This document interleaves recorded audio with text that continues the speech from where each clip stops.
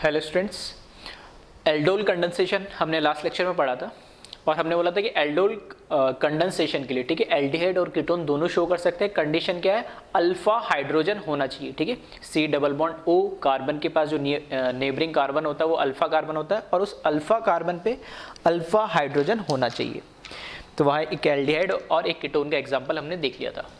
अब मैंने लिखा है कॉन्जुगेटेड एल्डोल कंडेंसेशन, ठीक है, क्लियर बोल देता हूँ। एज सच कोई एल्डोल कंडेंसेशन, ठीक है, ऑफिशियल कोई नाम नहीं होता है, ठीक है, मैंने अपनी तरफ से दिया है कॉन्जुगेटेड। मतलब कॉन्जुगेटेड अगर सिस्टम होगा तो भी वहां पर एल्डोल कंडेंसेशन हो जाएगा, तो इसलिए मैंने उसको कॉन्जुगेटेड एल्डोल कंडेंसेशन बोल दिया। मतलब ये एक another example of aldol condensation है जिसमें कॉन्जुगेटेड सिस्टम में भी पॉसिबल है, ठीक है। तो यहाँ पर मैंने लिखा है कि यहां पे जो हमारा हम बोलते हैं अल्फा हाइड्रोजन होना चाहिए, तो अल्फा हाइड्रोजन कौन है? ये वाला है, लेकिन ये अल्फा हाइड्रोजन sp2 हाइब्रिडाइज है, तो यहां से हाइड्रोजन नहीं निकलता है। तो कहां से निकलेगा वही हमें देखना है, ठीक है। तो कॉन्जुगेटेड सिस्टम में कैसे? डबल सिंगल डबल, फिर इससे अगला जो कार्बन होगा ये देखोगे, यहां से अगर हाइड्रोजन निकल जाता है तो इधर लोन पेयर आ जाएगा, और लोन पेयर देखना, लोन पेयर सिंगल डबल, फिर डबल सिंगल डबल। तो ये कॉन्जुगेटेड सिस्टम में, ठीक है, थर्ड पे जैसे 1 2 यहां से काउंट करो तो 1 2 3 पे अगर नहीं है sp2 है तो देख लेना, अगर 5 पे तो पॉसिबल नहीं है sp3 कार्बन, तो 3 के बाद 4 और 5 हो सकता है। यहाँ पे डबल बॉन्ड देता तो 6 और 7 पे पॉसिबल हो सकता था, नहीं, ठीक। तो इस तरीके से कॉन्जुगेटेड सिस्टम में भी एल्डोल पॉसिबल है। तो उसका प्रोडक्ट भी देखोगे, इस तरह का कुछ प्रोडक्ट बन रहा है, ठीक है। मैंने हीट नहीं करा, सिर्फ डाइल्यूट NaOH से रिएक्शन कराई, मतलब ये एल्डोल इसका प्रोडक्ट बन रहा है। तो एक बार इसका मैकेनिज्म हम देख लेते हैं किस तरीके से ये बना है।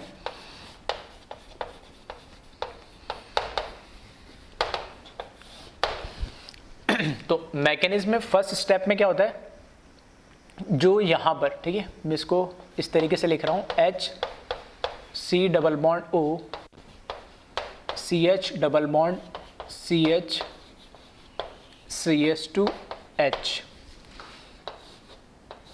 यहां पर जो हमारे पास बेस होगा, ठीक है, बेस का OH जो माइनस होगा वो यहां से इस हाइड्रोजन को क्या कर लेगा?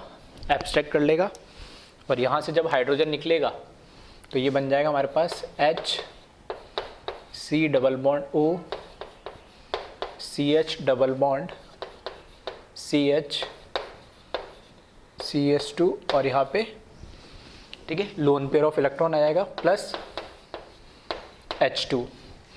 तो अब ये जो लोन पेयर ऑफ इलेक्ट्रॉन है, ठीक, कार्बन आयन है, देखना, लोन पेयर सिंगल डबल, तो कॉन्जुगेशन में तो ये भी एक एल्डोल कंडेंसेशन रिएक्शन देगा, क्योंकि ये कैसा है? रेजोनेंस स्टेबलाइज, या लोन पेयर सिंगल डबल फिर सिंगल फिर डबल, तो यहां तक इसके साथ कॉन्जुगेटेड सिस्टम में। तो नेक्स्ट स्टेप में ये जो कार्बन आयन है ये, ठीक, इसके एक अनरिएक्टेड मॉलिक्यूल के साथ रिएक्ट करेगा ये, तो CH3 CH double bond CH C double bond H plus CS2 CH single bond CH double bond CHC double bond H। ठीक है, इस मॉलिक्यूल को मैंने यहाँ लिखा, बस ये कार्बन आयन मैंने यहाँ से लिखना, ठीक है, राइट से लेफ्ट इधर लिखना स्टार्ट करा मैंने। तो 1 2 3 4 कार्बन है, ठीक है, एक ज़्यादा लगा दिया मैंने इसमें, तो ठीक है 4 ही होने चाहिए, तो यहाँ पर एक ज़्यादा लगा दिया, डबल सिंगल डबल, और यहाँ पे CS2 कार्बन है, ठीक है। इसकी रिएक्शन एक अनरिएक्टेड मॉलिक्यूल के साथ होगी, तो यहाँ से इस तरीके से रिएक्शन होगी और हमारे पास, ठीक है, ये प्रोडक्ट बन जाएगा CS3 CH double bond CH CO minus H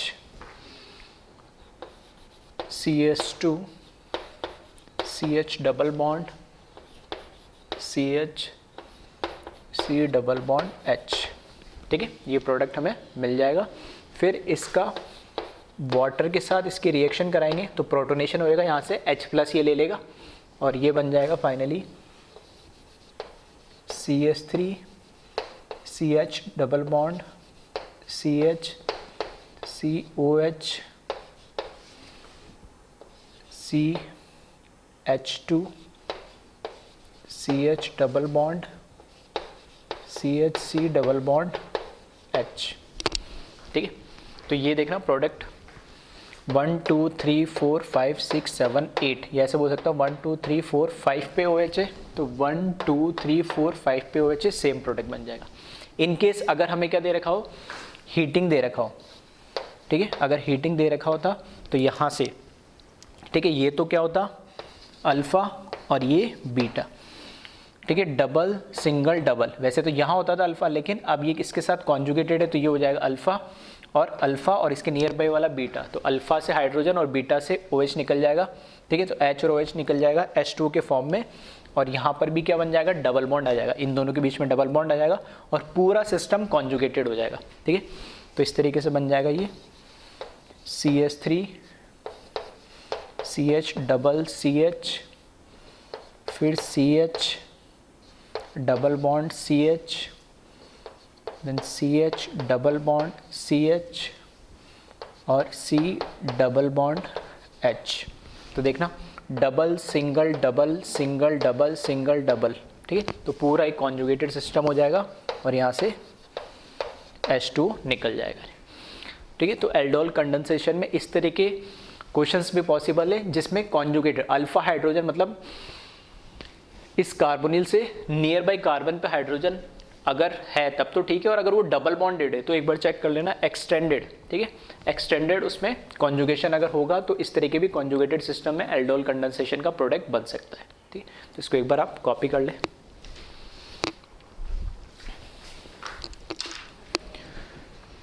next reaction है क्रॉस एल्डोल कंडेंसेशन। ठीक है, क्रॉस एल्डोल कंडेंसेशन इस नाम से आपके रिएक्शन देखने को मिल जाएगी। क्रॉस का मतलब होता है कि देखने यहाँ पे दो अलग अलग, अभी तक मैं क्या कर रहा था, एक ही मॉलिक्यूल ले रहा था, उसके 2 मोल ले रहा था तो एक मोल क्या कर रहा था, कार्बन आयन बना रहा था, और दूसरा मॉलिक्यूल अनरिएक्टेड मॉलिक्यूल पे क्या कर रहा था, रिएक्ट कर रहा था, अटैक कर रहा था एज ए न्यूक्लियोफाइल और प्रोडक्ट बना लेता है। अब अगर हमें 2 अलग अलग दे रखा है, जैसे इस केस में क्या, एक हमें दे दिया फॉर्मल्डिहाइड और एक दे दिया एसिटल्डिहाइड, तब प्रोडक्ट क्या बनेंगे। तो प्रोडक्ट मैंने बनाया यहाँ पे 2। ठीक है, कौन सा क्या प्रोडक्ट है, क्या नाम देंगे, वो हम आगे बात करेंगे। पहले बात कर लेते हैं कैसे रिएक्शन होगी यानी। ठीक है, तो इसके मैकेनिज्म की अगर हम बात करें तो दोनों में से मुझे ये तो पता लग गया कि ये तो है फॉर्मल्डिहाइड, ये एसिटल्डिहाइड। तो फॉर्मल्डिहाइड के बाद अल्फा हाइड्रोजन तो है नहीं, यहाँ अल्फा हाइड्रोजन है, तो कार्बन आयन कौन बनाएगा, सिर्फ यही बनाएगा। ठीक है, तो फर्स्ट स्टेप में बेस के साथ ये रिएक्शन करेगा, HC डबल बॉन्ड CH2H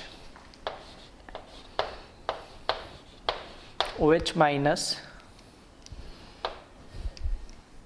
और यहाँ से ये H निकाल लेगा, इसके ऊपर लोन पेयर ऑफ इलेक्ट्रॉन आ जाएगा, तो ये बना लेगा HC double bond CH2 plus H2। Next step में ये जो कार्बन आयन है, अब दो पॉसिबिलिटी की कार्बन आयन एक इसी के अनरिएक्टेड दूसरे जो मॉलिक्यूल है हमारे पास, दूसरा जो मॉलिक्यूल है एसिटल्डिहाइड का, उस पे रिएक्ट करे, और एक पॉसिबिलिटी की फॉर्मल्डिहाइड पे अटैक करे। अटैक तो दोनों पे कर सकता है, तो कहाँ पर, ठीक है, पॉसिबिलिटी ज़्यादा है वो पहले मैं बात कर लेता हूँ। देखो, न्यूक्लियोफिलिक अटैक जो होता है, न्यूक्लियोफिलिक एडिशन रिएक्शन होती है कार्बोनिल कंपाउंड में। ठीक है, लास्ट लेक्चर में हम डिस्कस भी कर चुके कि मैंने बोला था जो रेट ऑफ रिएक्शन होती है वो जो मेरे पास इस कार्बोनिल ग्रुप के पास में जो ग्रुप्स लगे होते हैं उनकी स्टेरिक क्राउडिंग पे डिपेंड करेगा। तो जितने छोटे ग्रुप्स होंगे वहाँ रेट ऑफ रिएक्शन भी उतनी ज़्यादा हो जाएगी। तो उस केस से फॉर्मल्डिहाइड पे ज़्यादा रेट ऑफ रिएक्शन होगी। दूसरा ऐसे भी समझ सकते हैं कि जो ये ग्रुप्स लगे हुए होते हैं वो ग्रुप इस कार्बन पे जितना पार्शियल, ठीक है, क्योंकि पार्शियल पॉजिटिव चार्ज होगा इलेक्ट्रोनेगेटिविटी डिफरेंस की वजह से, तो जितना ज़्यादा पार्शियल पॉजिटिव चार्ज होगा उतना ही न्यूक्लियोफिलिक का अटैक वहाँ पर होने की पॉसिबिलिटी ज़्यादा होगी। तो यहाँ पे H तो कोई इफेक्ट नहीं दे रहे, लेकिन CH3 यहाँ पर क्या देगा, प्लस आई की वजह से वहाँ पर इलेक्ट्रॉन डेंसिटी को क्या कर देंगे, ठीक है, और वहाँ पर इलेक्ट्रॉन डेंसिटी को बढ़ा देंगे, तो पार्शियल पॉजिटिव चार्ज वहाँ पर कम होगा। इस वजह से दोनों तरीके से देख ले, स्टेरिक क्राउडिंग से या वैसे सेम रिजल्ट मिलता है। तो यहाँ पर ठीक है अटैक होने की टेंडेंसी ज़्यादा होगी। तो पहला मैं प्रोडक्ट इससे बना रहा हूँ, बना दोनों से रहा हूँ, ज़्यादा इससे बनेगा और इससे कम बनेगा, वो रीज़न मैंने एक्सप्लेन करा है। ठीक है, तो यहाँ से देखिए जब इस पर अटैक कराओगे तो HC double bond H plus CS2 C double bond H, और यहाँ से ये प्रोडक्ट बन जाएगा HCO minus HCS2 C double bond H। ठीक है, नेक्स्ट स्टेप में इसका क्या हो जाएगा, प्रोटोनेशन हो जाएगा वाटर के साथ, तो ये बना लेगा H2COH CS2 C double bond H। ठीक है, अगर आपको हीटिंग दे रखा होता तो हीटिंग दे रखा होता यहाँ से अल्फ़ा और बीटा से। ठीक है, ये अल्फ़ा है, ये बीटा है, यहाँ से OH यहाँ से H निकाल के आप प्रोडक्ट बना सकते हो हीटिंग वाला। ठीक है, तो ये प्रोडक्ट आपको दिख रहा होगा, ये CS2OH CS2 C double bond A। ठीक है, तो ये जो प्रोडक्ट है ये प्रोडक्ट बनेगा मेजर। मेजर क्यों बनेगा, क्योंकि इस पे जो कार्बोनाइन एक ही बन रहा है वो अटैक कर रहा है फॉर्मल्डिहाइड पे, और वहाँ से जो प्रोडक्ट बनेगा वो ज़्यादा बनेगा। और इसी को हम, ठीक है, इसी को हम क्या बोलते थे, क्रॉस एल्डोल प्रोडक्ट। है क्रॉस एल्डोल क्यों बोला है कि कार्बोनाइन एक अलग मॉलिक्यूल बना रहा है और अटैक किसी अलग मॉलिक्यूल पर हो रहा है। ठीक है, तो क्रॉस प्रोडक्ट बन रहा है, दो अलग अलग मॉलिक्यूल के साथ रिएक्शन हो रही है, इसलिए हम इसको क्रॉस एल्डोल जो हमने नाम दिया उसको उसी तरीके से ये जो प्रोडक्ट बना है वो क्रॉस एल्डोल है, और ये मेजर हो गए।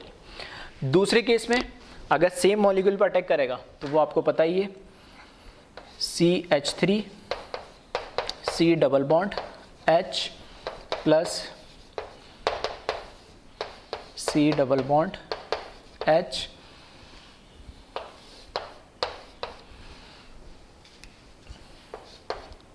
तो CH3 CO negative charge H CS2 C double bond H, इसकी रिएक्शन करा दें हम H2O के साथ, तो ये बना लेगा CH3 CHOH CS2 C double bond H, और ये हमारा ये दूसरा प्रोडक्ट है।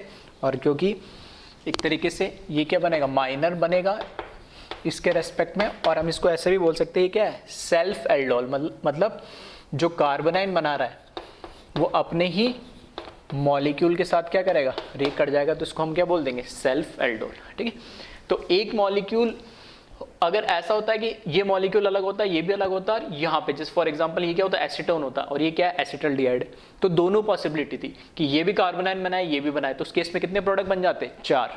ठीक है, कि एक बार ये क्या कार्बोनाइन बनाता तो खुद पे भी अटैक करता और क्रॉस पे भी करता, इसी तरीके से वो जो दूसरा होता वो कार्बोनाइन बनाता और खुद पे भी अटैक करता और दूसरे पे करता। ठीक है, तो इस तरीके से आपको देखना होता है, और हमेशा ध्यान रखना क्रॉस जो एल्डोल प्रोडक्ट मिलता है वो मेजर अमाउंट में मिलेगा, क्योंकि खुद के जो मॉलिक्यूल्स होंगे, जिसकी मॉलिक्यूल्स में कार्बोनाइन बनाने की टेंडेंसी ज़्यादा होगी, वो खुद के साथ रिएक्ट कम करेगा, दूसरे वाले के साथ ज़्यादा करेगा। अब यहाँ पर ये भी देख लेना, जैसे इस केस के अंदर अगर मैं बात करूँ तो यहाँ पर तो कोई भी कायरल सेंटर नहीं है, लेकिन यहाँ पर देखोगे तो ये एक कायरल सेंटर मुझे दिख रहा है। ठीक है, तो कायरल सेंटर दिख रहा है, तो यहाँ पे एक R फॉर्म भी होगा और एक S फॉर्म भी होगा, तो टोटल नंबर ऑफ अगर प्रोडक्ट मैं पूछता हूँ, ठीक है, इंक्लूडिंग स्टीरियो आइसोमर, तो 2 + 1 3 होंगे यहाँ पे। ठीक है, तो एक बार इसको आप कॉपी कर ले।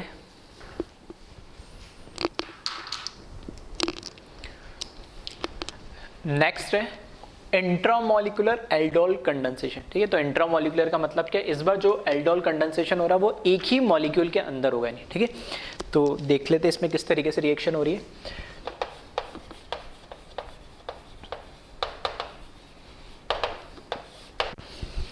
ठीक है, ये हमें दे रखा है मॉलिक्यूल, और इस पे देखोगे इधर अल्फा एच, इधर अल्फा एच, इधर अल्फा एच, इधर अल्फा एच। ठीक है, तो यहाँ से करा लो, यहाँ से करा लो, किसी भी साइड से करा लो, कोई फर्क नहीं पड़ता है।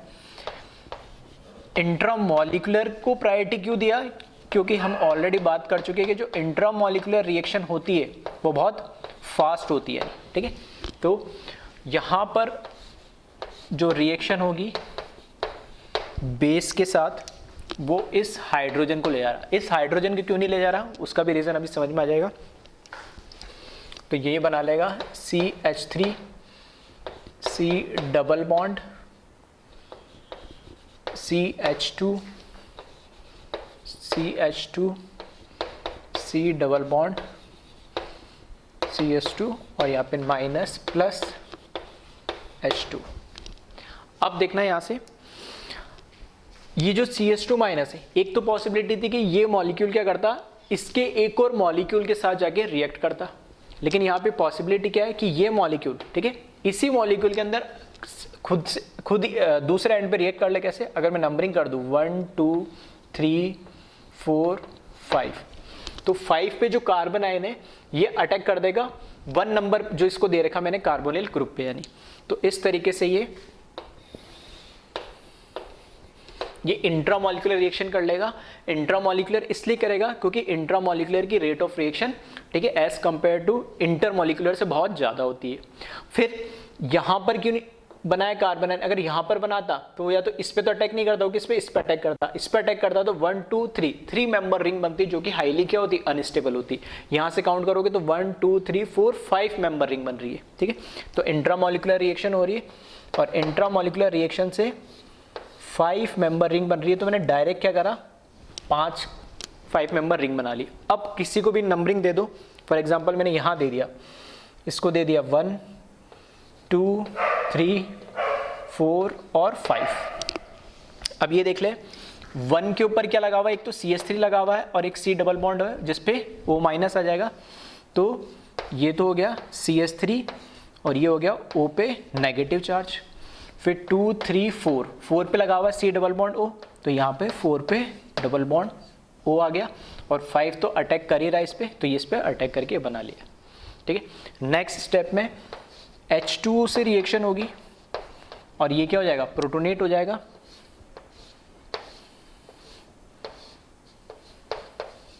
तो यहाँ पर CH3 और ये क्या लग जाएगा, OH लग जाएगा। और इसको अगर मैं हीट कर दूँ, ठीक है, अगर हीट कर दे तो यहाँ से क्या होगा, H2 निकलेगा। तो इधर देखना, इस डबल बॉन्ड के पास में ये होगा अल्फा और ये क्या होगा, बीटा। तो बीटा से OH और अल्फा से एक H निकल जाएगा, दोनों के बीच में क्या आ जाएगा, डबल बॉन्ड आ जाएगा।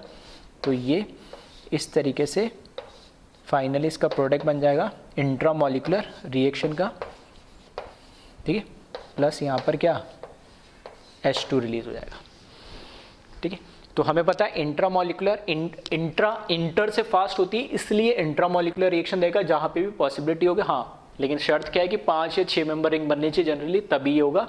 इधर क्यों नहीं बनाया, क्योंकि 3 मेंबर रिंग बनती है और वो स्टेबल नहीं होता है, ठीक है। तो इसको एक बार आप कॉपी कर ले।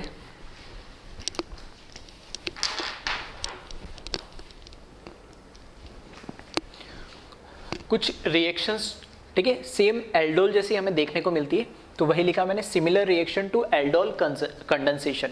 यहाँ देखोगे तो वापस से फॉर्मल्डिहाइड है, इसके पास अल्फा H नहीं है, लेकिन यहाँ पर, ठीक है, नाइट्रो ग्रुप लगा हुआ है। लेकिन जो हम देखते हैं कार्बोनिल ग्रुप होता है C डबल बॉन्ड O और उसके बाद अल्फा हाइड्रोजन होना चाहिए, तो ऐसा ही कुछ है, C की जगह N डबल बॉन्ड O है। तो ये भी इस टाइप की रिएक्शन दे सकता है। और इसमें जो मेजर प्रोडक्ट होता है, जैसे हमने अभी देखा था क्रॉस एल्डोल में, वैसे यहाँ पे जो क्रॉस प्रोडक्ट बन रहा है, ठीक है। तो वैसे भी यहाँ पर क्या एक ही हो सकता था कि ये इस पे खुद पर अटैक करता है, लेकिन वो माइनर होता है, और इस पर अटैक करता है तो मेजर होता है, तो बस एक ही प्रोडक्ट बना है, ठीक है। तो इस रिएक्शन को भी आप देख ले एग्जाम, ठीक, कॉम्पिटिशन एग्जाम में इस टाइप की रिएक्शन पूछे जा सकती है। तो हो सकता है आप देखो तो आपको पता लगेगा कि ऐसी तो कोई रिएक्शन हमने पढ़ी नहीं। तो ये सेम रिएक्शन है, क्योंकि इसका बिहेवियर भी कैसा है, एल्डोल कंडेंसेशन जैसा ही मिलेगा। तो यहाँ पर देखना,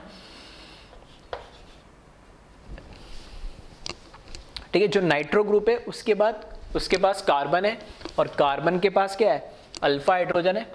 तो यहाँ पर CH3 डबल बॉन्ड और ये O, इसकी रिएक्शन हमने करवा दी बेस के साथ। तो यहाँ पर, ठीक है, यहाँ से एक हाइड्रोजन एब्स्ट्रैक्ट कर लेगा ये, और ये बना लेगा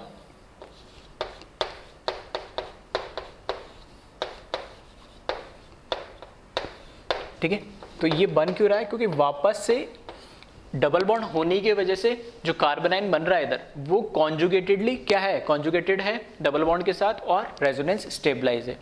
फिर ये क्या करेगा, जो हमारे पास फॉर्मल्डिहाइड है, फॉर्मल्डिहाइड के इस मॉलिक्यूल पे ये कार्बोनाइन जो हमने बनाया ये सेम इसी तरीके से अटैक करेगा जैसे हम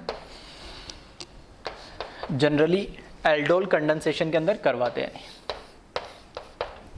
तो यहाँ से ये बना लेगा CS2O minus CS2 and double bond और ये, ठीक है।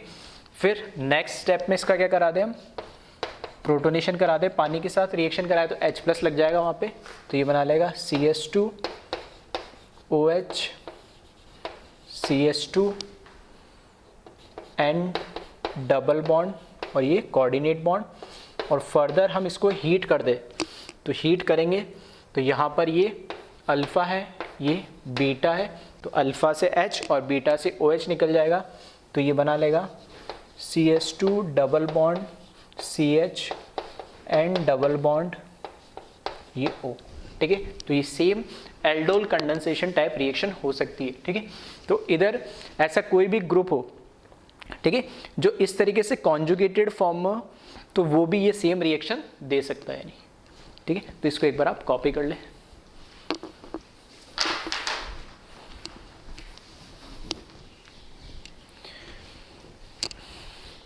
अब बात करते हैं हम एल्डोल कंडेंसेशन, ठीक है, हम पढ़ चुके।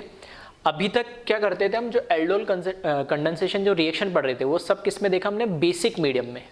तो क्या एल्डोल कंडेंसेशन एसिडिक मीडियम में नहीं होती है, ठीक है, तो बिल्कुल होती है। एल्डोल कंडेंसेशन एसिडिक मीडियम में भी होगी, डाइल्यूट एसिडिक मीडियम में भी और डाइल्यूट बेसिक मीडियम में भी, ठीक है। डाइल्यूट होना जरूरी है, कंसंट्रेटेड में नहीं, ठीक। अब यहाँ देखें, एल्डोल कंडेंसेशन की स्टार्टिंग मैंने ऐसे करी थी, एसिटल्डिहाइड से 2 मोल्स लिए थे, सेम देखना एल्डोल बनाया था और सेम उसके बाद अल्फा बीटा अनसैचुरेटेड कंपाउंड बनाया था। फर्क यहाँ पे तो डेल्टा एज इट इज है, यहाँ पर फर्क क्या आ गया, यहाँ पर फर्क आ गया डाइल्यूट NaOH की जगह मैंने क्या लिख दिया, सिर्फ HCl लिख दिया, मतलब एसिड लगा दिया। तो फिर क्या फर्क पड़ रहा है, ठीक है। तो प्रोडक्ट तो सेम ही मिल रहा है, डाइल्यूट बेस के साथ करा दो या डाइल्यूट एसिड के साथ करा दो, ठीक है। तो बिल्कुल दोनों से प्रोडक्ट बिल्कुल सेम मिलता है। अब कहाँ कहाँ डिफरेंस है उसको हम डिस्कस करेंगे, पहले ये देख लेते हैं कि डाइल्यूट एसिड से किस तरीके से एल्डोल बनता है, नहीं, ठीक है। तो मैं स्टार्ट कर रहा हूँ यहाँ से।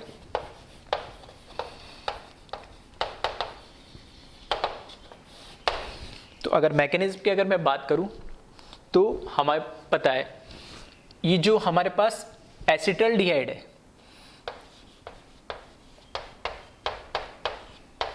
ये एसिटल्डिहाइड सबसे पहले यहां पर क्या है, टॉटोमराइज होता है ये, ठीक है।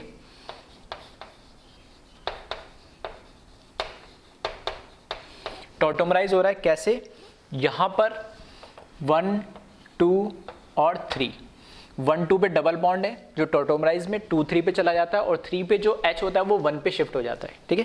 तो ये टॉटोमर बना लेगा इसका, तो ये हो जाएगा CS2 डबल बॉन्ड COHH, ये टॉटोमराइज हो गया। अब ये क्या बना इसका, ये इसका बना है इनॉल फॉर्म, ये इनॉल फॉर्म है। और ये क्या है, ये है इसका कीटो फॉर्म। हमें पता है जो कीटो फॉर्म होता है वो ज़्यादा स्टेबल होता है, टॉटोमराइजेशन में हम पढ़ चुके हैं, ठीक है, कि कीटो फॉर्म ज़्यादा स्टेबल होता है इनॉल फॉर्म से, यानी, ठीक है। तो अगर मैं बात करूँ ये टॉटोमराइज तो होगा, लेकिन इसकी कंसंट्रेशन इनॉल फॉर्म से जनरली क्या होगी, ज़्यादा होगी।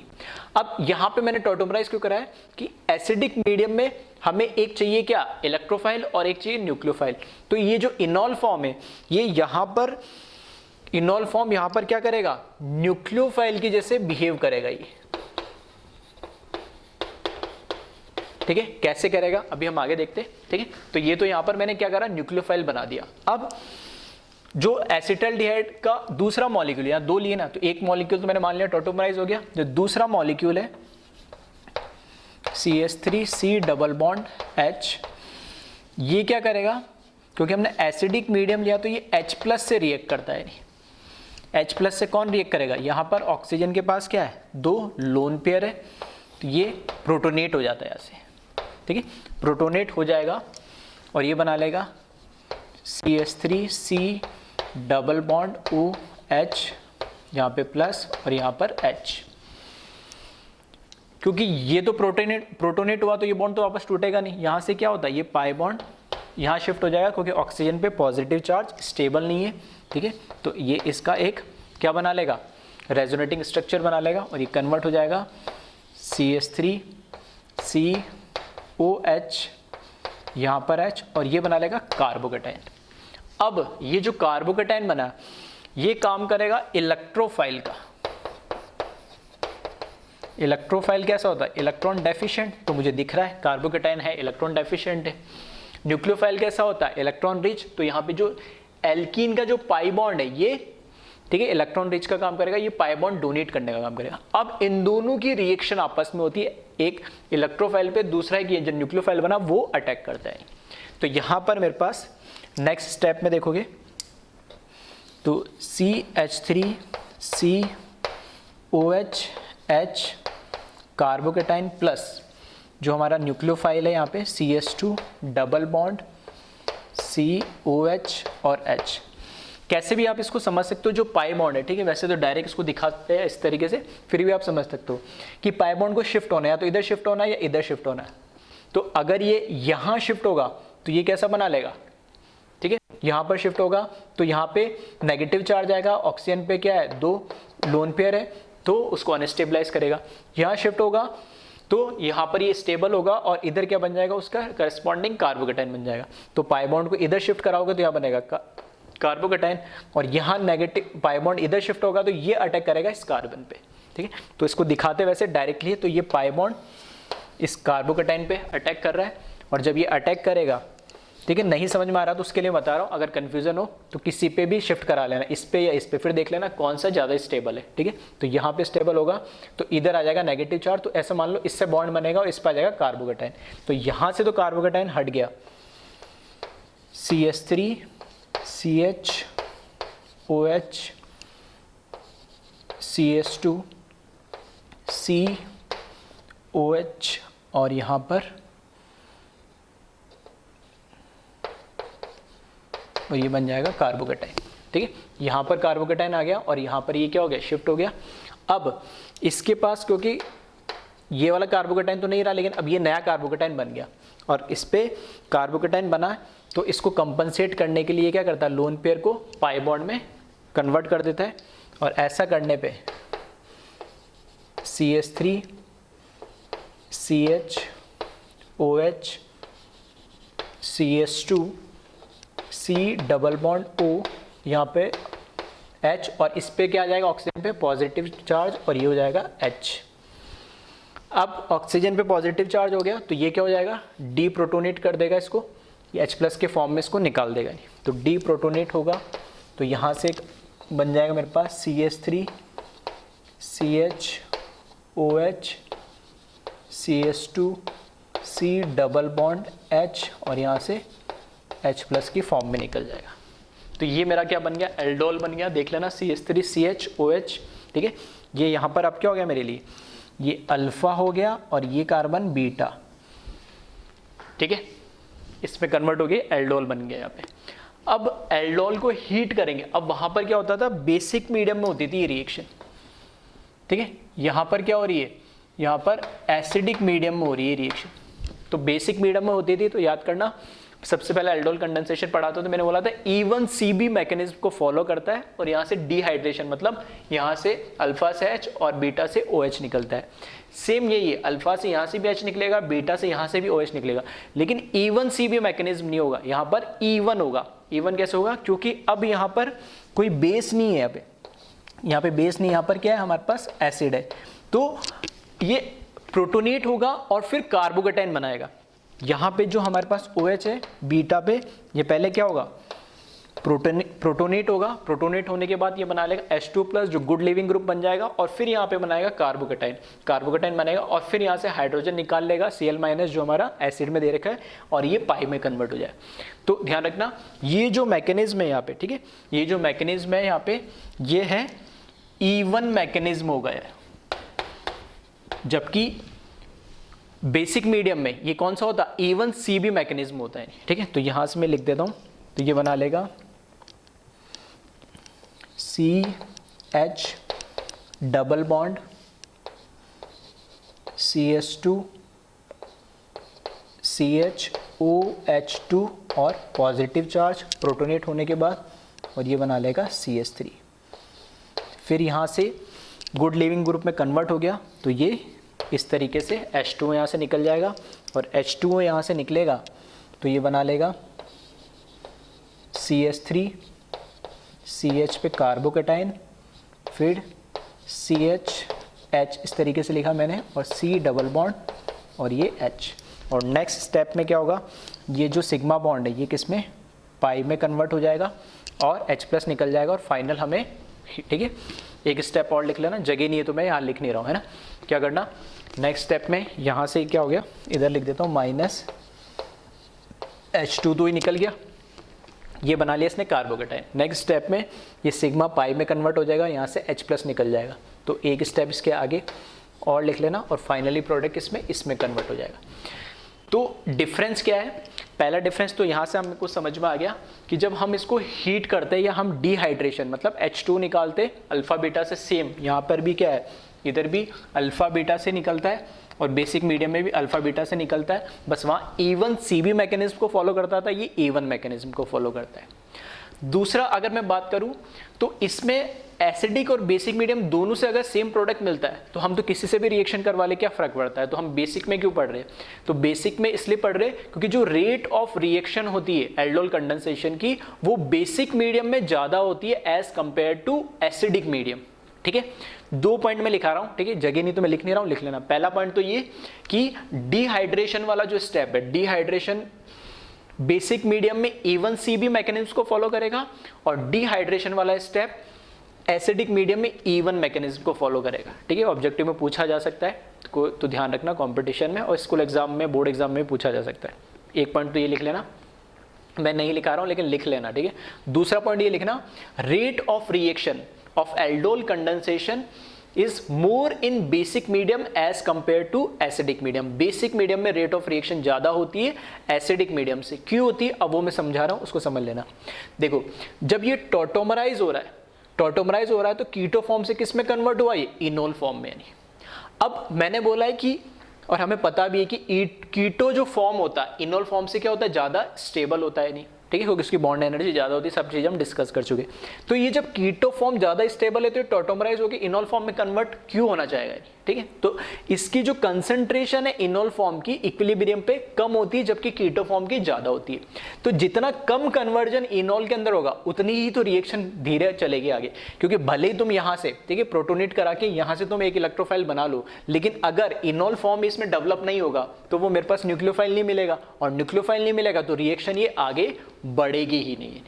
आ रही बात समझ में। तो ये इसका रीजन चाहो तो लिख लेना, at equilibrium concentration of enol form is less as compared to keto form because keto form is more stable, hence the concentration of nucleophile which is enol is less, then the rate of reaction is also slow, ठीक है। तो ध्यान रखना कीटो form की concentration ज्यादा होती है, enol form की कम होती है, इस वजह से rate of reaction basic medium में ज्यादा होती है, ठीक है। 2 पॉइंट मैंने बोले, लिखा नहीं रहा हूं, बार बार बोल रहा हूं, लिख लेना, ठीक है। कुछ बच्चे हैं कि बस जो बोर्ड पे लिखा है वही लिखेंगे, आगे नहीं लिखेंगे, ठीक है, क्योंकि मैकेनिज्म थोड़े बड़े बड़े तो मैं बार बार चीजें इतनी सारी लिखना थोड़ी सी पॉसिबल हो नहीं पाती मेरे लिए, इसलिए, ठीक है। यहाँ पर ध्यान रखना, ये लिख लेना। दूसरा अगर मैं बात करूँ RDS स्टेप, वहां पे भी जो RDS स्टेप होता था बेसिक मीडियम में अटैक ऑफ न्यूक्लियोफाइल होता था, और इधर मैं बात करूं तो यहाँ पे भी RDS स्टेप, ये न्यूक्लियोफाइल इलेक्ट्रोफाइल पर अटैक कर रहा है, तो ये इसका RDS स्टेप इसमें होता है, नहीं, ठीक है। ये तो टॉटोमराइज इक्विलिब्रियम, ये कोई RDS स्टेप नहीं है, ये तो क्या है, एसिड बेस रिएक्शन है, ये इसका रेजोनेटिंग स्ट्रक्चर है, तो ये कोई स्टेप में कोई सब फास्ट होती है, इसमें कोई दिक्कत नहीं। हाँ ये है कि न्यूक्लियोफाइल किस पे अटैक कर रहा है, electrophile with attack of nucleophile. ठीक है, इन जनरल हमने बात करी है कार्बोनिल में, वो क्या होता है इसका RDS स्टेप होता है। ठीक है, तो 2 पॉइंट लिखे हैं वो दोनों लिख लेना, और सेम प्रोडक्ट हमें सेम मिलेगा। हाँ रेट दोनों में अलग अलग होगी, बेसिक में ज़्यादा होगी, एसिडिक में कम होगी। ठीक है, तो इसको आप कॉपी कर लें।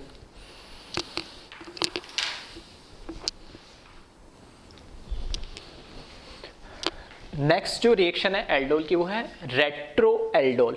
अब ये रेट्रो का मतलब क्या है, इस रिएक्शन को ध्यान से देखोगे तो ये क्या बना रखा है, एल्डोल है यानी। ठीक है, OH और एल्डिहाइड दोनों दिख रहा है, तो ये है एल्डोल,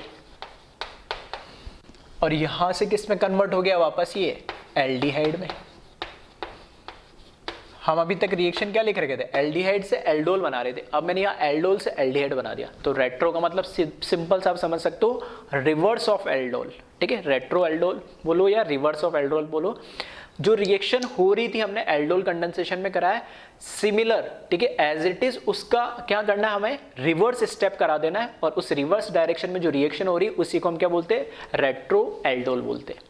अब रेट्रो एल्डोल कब होगी, तो रेट्रो एल्डोल यहां पर, ठीक है, पूरा लिखा मैंने कंसंट्रेटेड। ठीक है, ऐसा कुछ नहीं मेरे को शो के लिखने में, तो CONC भी लिख देता, लेकिन नजर तुम्हारी पड़े जब देखो तो पता लगे, हाँ कंसंट्रेटेड बेसिक मीडियम में ही, ठीक है, कंसंट्रेटेड बेसिक मीडियम में ही रेट्रो एल्डोल ऑब्जर्व होती है। ठीक है, डाइल्यूट बेसिक मीडियम में नहीं होगी, डाइल्यूट HCl मीडियम में नहीं होगी, सिर्फ और सिर्फ कंसंट्रेटेड बेसिक मीडियम में ही रेट्रो एल्डोल ऑब्जर्व होगी।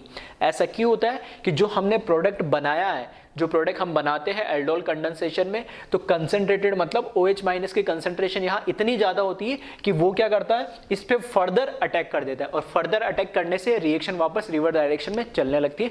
कैसे चलती है वही मैं समझा रहा हूँ। ठीक है, तो रेट्रो एल्डोल अगर बोर्ड एग्जाम में पूछ लिया जाता है, स्कूल एग्जाम में पूछ लिया जाता है, तब तो आपको, ठीक है, पता होना चाहिए उसका मतलब क्या है।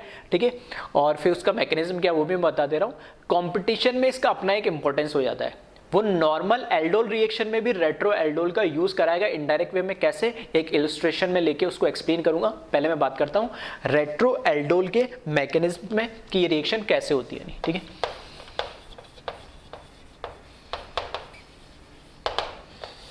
तो इसमें क्या होता है, जो हमारे पास एल्डोल बना हुआ है इसकी रिएक्शन, क्योंकि कंसंट्रेटेड बेसिक मीडियम है, तो कंसंट्रेटेड बेसिक मीडियम में क्या होगा, OH माइनस तो होगा ही। ठीक है, तो इस OH माइनस की रिएक्शन हो जाती है, और ये क्या करता है, यहाँ पे जो अल्कोहल का H है जो एसिडिक है, इसको क्या कर लेता है, H प्लस को एब्स्ट्रैक्ट कर लेता है। ऐसा करने पे यहाँ पर CH3, ठीक है, इसलिए आप समझ में आ रहा होगा हर जगह में रिवर्सिबल के सिंबल क्यों बना रहा था। ठीक है, रिएक्शन दोनों डायरेक्शन में जा सकती है। CH3 CO minus CH2 C double bond OH, और यहाँ से क्या, यहाँ से प्लस H2 निकल जाएगा। अब क्या होता है नेक्स्ट स्टेप में, यहाँ पे जो O माइनस है ये क्या करता है, जो लोन पेयर है ये किस में कन्वर्ट होता है, ये पाई बॉन्ड में शिफ्ट हो जाता है, और ये जो सिग्मा बॉन्ड है वो इधर शिफ्ट हो जाता है। ठीक है, तो और यहाँ पे एक H मैंने कम बनाया है ना, तो इधर लगा लेना एक H और एक H इधर, क्योंकि बॉन्ड तो कितने 4 ही बना सकता है ये। ठीक है, तो यहाँ से अगर एक और बॉन्ड पाई, अगर ये लोन पेयर पाई में कन्वर्ट हो रहा है तो 5 बॉन्ड हो जाएंगे, तो ये इस तरफ से ब्रेक होगा। ब्रेक होने में ये भी निकल सकता था मिथाइल, वो क्यों नहीं निकाला, वो इसलिए निकाला क्योंकि यहाँ पे जो बनेगा, ठीक है, जो मिथाइल पे कार्बोनाइन बनेगा वो हाईली अनस्टेबल होगा, और यहाँ पे जो कार्बोनाइन बनेगा वो डबल सिंगल लोन पेयर के साथ कॉन्जुगेटेड होगा, तो ज़्यादा स्टेबल होगा। ठीक है, तो हमेशा ध्यान रखना, जब रेट्रो एल्डोल का जो सेकंड स्टेप जब आप कराओ, कार्बोनाइन को जब शिफ्ट कर दो पाई में, और यहाँ से जब बॉन्ड ब्रेक कर दो कार्बन का, तो तुम्हें ये देखना पड़ेगा कौन सा ब्रेक करे। तो सिंपल सा ध्यान रखना, जो carbon C double bond O के साथ कॉन्जुगेटेड है, हमेशा उसी कार्बन की तरफ आप क्या करना है, इस बॉन्ड को ब्रेक करना, वही कार्बोनाइन क्या होगा, स्टेबल होगा। ठीक है, तो यहाँ से एक तो मुझे यहाँ से ये वाला प्रोडक्ट डायरेक्ट मिल जाएगा, तो ये मैं डायरेक्ट लिख रहा हूँ CH3 C double bond H, ये तो पाई बॉन्ड में कन्वर्ट हो गया, और ये वाला प्रोडक्ट में लिख रहा हूं अब प्लस CH2 इसके ऊपर लोन पेयर आ जाएगा और C डबल बॉन्ड H। तो एक तो यहाँ से मुझे मिल गया एल्डिहाइड एसिटल्डिहाइड और एक कार्बोनाइन के फॉर्म में मिला।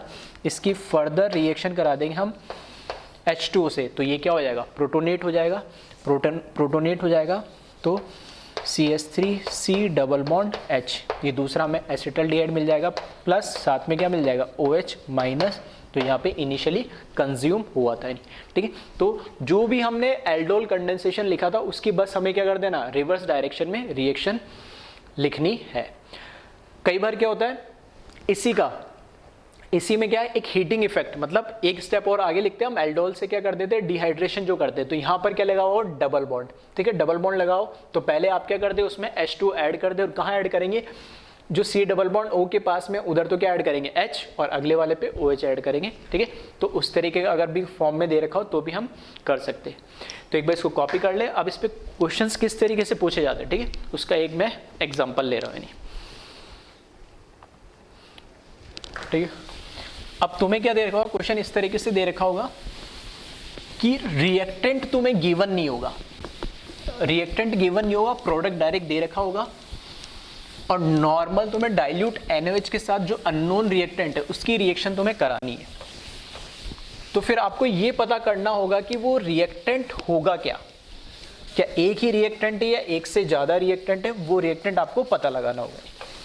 ठीक है, तो इस तरह के अच्छे क्वेश्चंस बनते हैं जिसमें एल्डोल कंडेंसेशन रिएक्शन तो एल्डोल ही होती है, लेकिन रेट्रो एल्डोल की एप्लीकेशन इनडायरेक्ट वे में यहां पर, ठीक है, पूछी जाती है। नहीं तो किस तरीके से, उसको एक बार हम देख लेते हैं।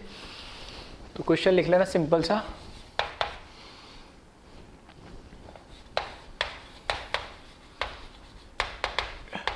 डिटरमाइन ए। ठीक है, सिंपल सा मैं लिख दे रहा हूं, एक रिएक्शन है ए के साथ डाइल्यूट NaOH के साथ जब रिएक्शन करा रहे, तो जो प्रोडक्ट है, ठीक है, प्रोडक्ट हमें दे रखा है, रिएक्टेंट हमें नहीं दे रखा जो कि अननोन है, और ये प्रोडक्ट हमें दे रखा है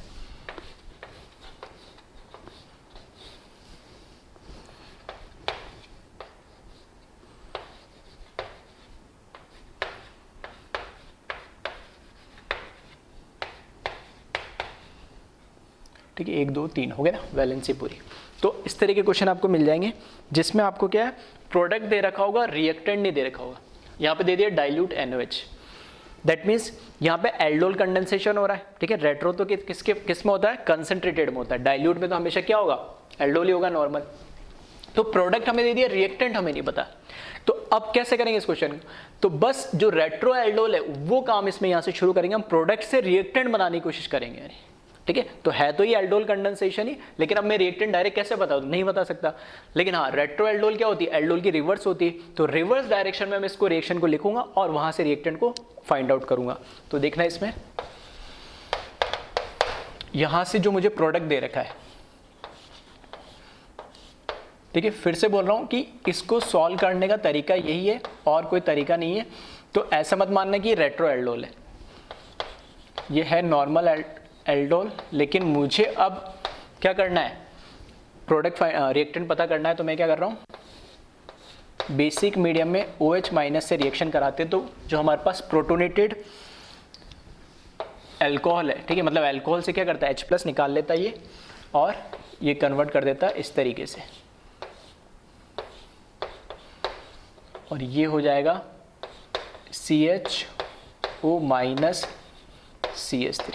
ठीक है, यहाँ पर एनाइन बन जाएगा। अब इस एनाइन के अंदर आप देखोगे तो ये पाई शिफ्ट तो होगा, ठीक है, लोन पेयर किस में शिफ्ट होता है, सेकंड स्टेप में पाई में। अब मैंने बोला था कि ये भी निकल सकता है और ये भी निकल सकता है, तो कैसे आइडेंटिफाई करेंगे, तो जो C डबल बॉन्ड O लगा हुआ जिस कार्बन पे, उसके नियर बाई कार्बन पे ही क्या आना चाहिए, ठीक है, नियर बाई कार्बन पे क्या आना चाहिए, लोन पेयर आना चाहिए, ताकि डबल सिंगल और लोन पेयर के साथ वो कॉन्जुगेटेड रहे। तो यहां से ध्यान रखना, ये जो बॉन्ड है, ये जो बॉन्ड है इस तरफ शिफ्ट हो जाएगा, ठीक है। तो नेक्स्ट स्टेप में क्या होता,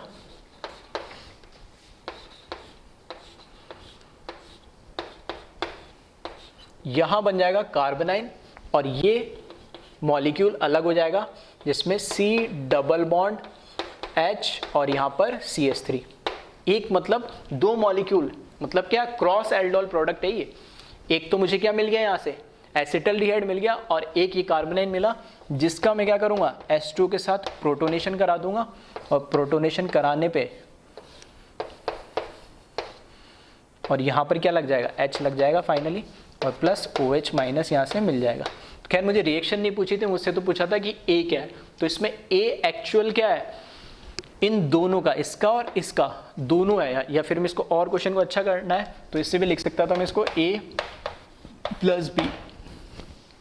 तो ऑप्शन में दे रखा हो सकता है सिर्फ ये मॉलिक्यूल दे रखा हो, ठीक है, सिर्फ ये दे रखा हो, या फिर सिर्फ ये दे रखा हो, या दोनों A और B दे रखा हो, या नन ऑफ दिस दे रखा हो। तो दोनों ये एक तरीके से क्या, क्रॉस एल्डोल प्रोडक्ट है, ठीक है। तो इस तरह के क्वेश्चन भी आपको काफ़ी मिल जाएंगे। तो ये आपको थोड़ा सा इस तरीके से लॉजिकली इनको सोचना होगा, रिवर्स डायरेक्शन में रिएक्शन को लिखनी होगी, ठीक है। तो इसको एक बार आप कॉपी कर ले।